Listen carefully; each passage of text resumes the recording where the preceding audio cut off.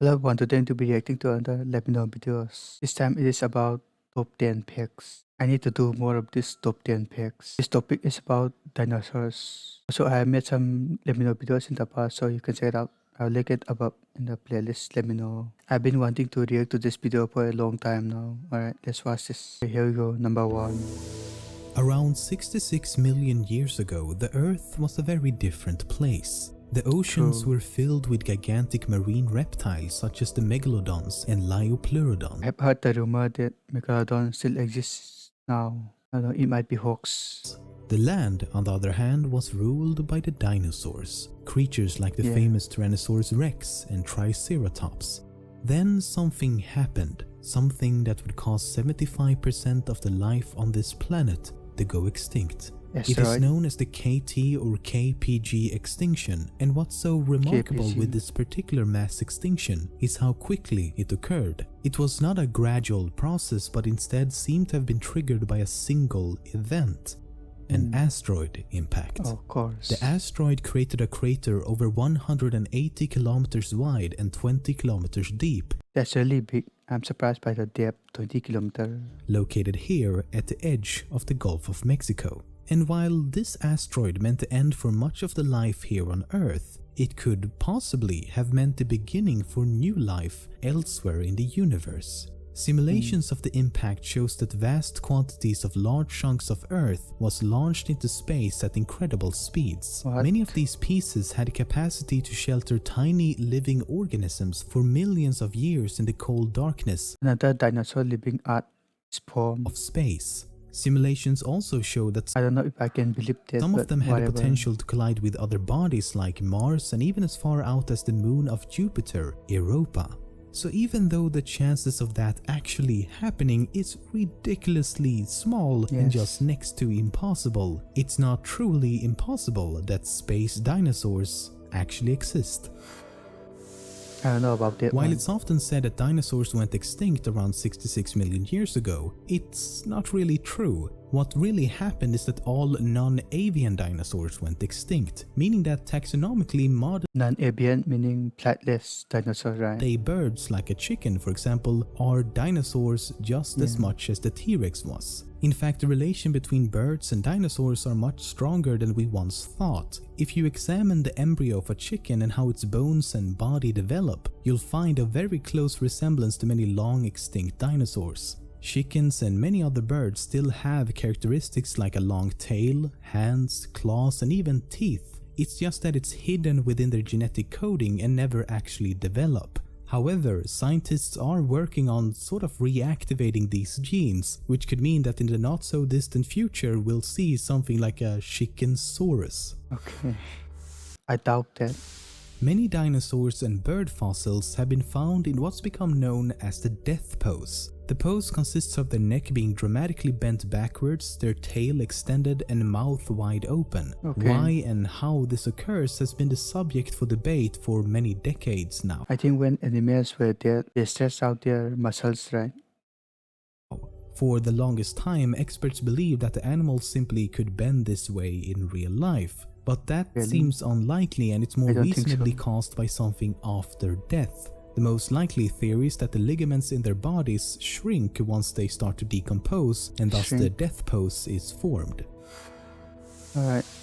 The group of dinosaurs known as Titanosaurs were, as the name implies, some of the largest dinosaurs we've ever discovered. Titanosaurus. In fact, they are probably the largest terrestrial animals to have ever existed on Earth. Quite literally titans. Some of the largest in this group doesn't even have official that's names really yet big. and could grow to become 40 meters long and 20 meters tall. Look at the size of the human. It's very small. Their necks being so elongated that if they held it up too high for too long, they could pass out as their hearts struggled to pump blood all the way up to their brain. The most astounding fact is that they could have weighed anywhere from 70 to 100 tons. That's roughly 15 of the heaviest elephants you can find squeezed into one single beast of an animal.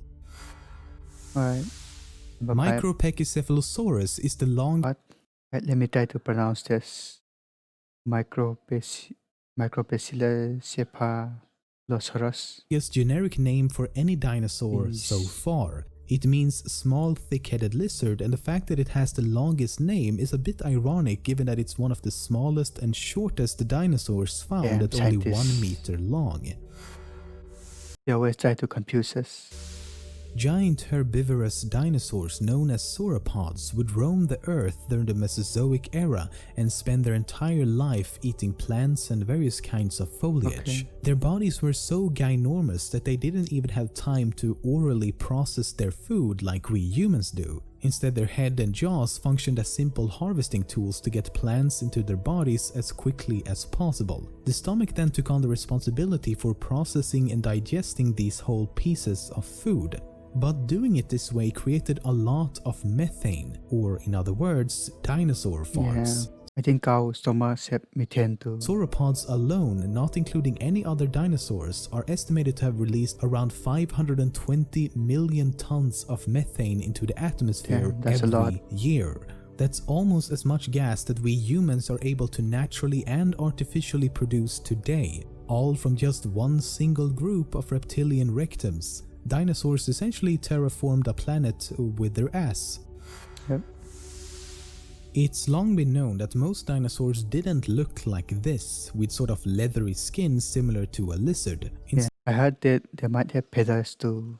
I don't know. Most dinosaurs had feathers covering their entire bodies. It's been proven time and time again, and even the T-Rex had feathers. The question is why, though? Maybe dinosaurs were evolved from birds. I mean, we now know that birds are in fact dinosaurs, but birds use the feathers to fly. As far as we can tell, the T-Rex could not fly. That would be scary as shit though. So as feathers mysteriously appeared long before any birds or flying animals used them for flight, what was their original purpose? Well, paleontologists and other experts believe that they were used to communicate, more specifically to attract females and to show how much of a boss you are with all them fancy ass collars. This is also supported by the fact that dinosaurs enjoyed a much more complete visual range than we humans do, and could perceive even more colors and thus obtain even more fabulous feathery dino friends.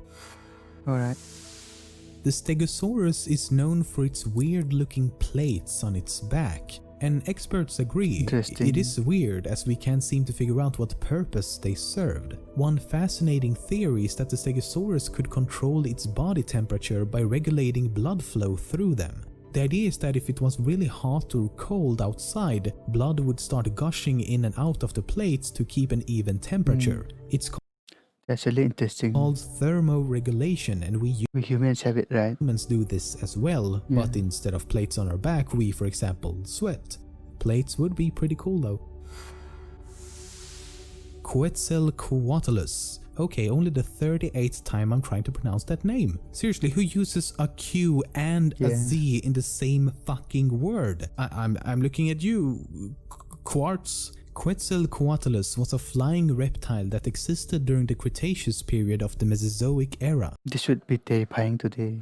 It is the, without question, largest flying animal to have ever lived. They had a wingspan of up to 12 meters and weighed between 200 and 250 kilos. It would be like seeing a lightweight, living, breathing fighter jet flying around.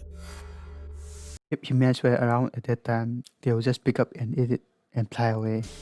Throughout this episode, you might have noticed me using the word reptiles and dinosaurs in different situations. The reason is that while animals like these and these are often referred to as dinosaurs, they are technically not. The definition of what is and isn't a dinosaur is a bit complicated and usually involves various anatomical differences. What you need to know is that around 252 million years ago, there was an extinction event called the Great Dying. This event killed almost everything. It is the most severe of all the major mass extinctions, killing up to 96% of all species on the planet.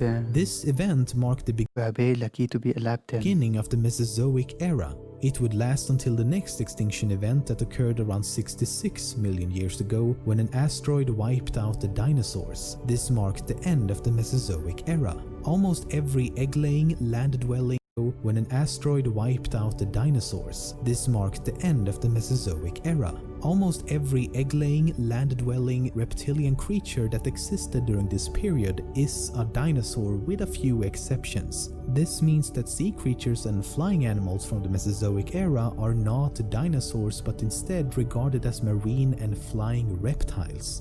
However, what they all have in common is that they are all descendants of archosaurs. It's a really cool and interesting video. I really enjoyed this. I think we have learned something about the dinosaurs in this video. They're really fascinating creatures on this planet ever existed. Let me know down in the comments what other videos would you like me to react to next. If you want to check out all my recommended equipment used in this video, check out the affiliate links below which carry a small commission but no extra cost to you, and don't hesitate to comment what you thought about this video. Okay, I'm gonna end the video there. Make sure you subscribe to this and I get more subscribers. Like the video too to help YouTube to recommend this video to many people around the world, and share this video with your friends, family and relatives, and I will see you in the next video. Alright, bye bye.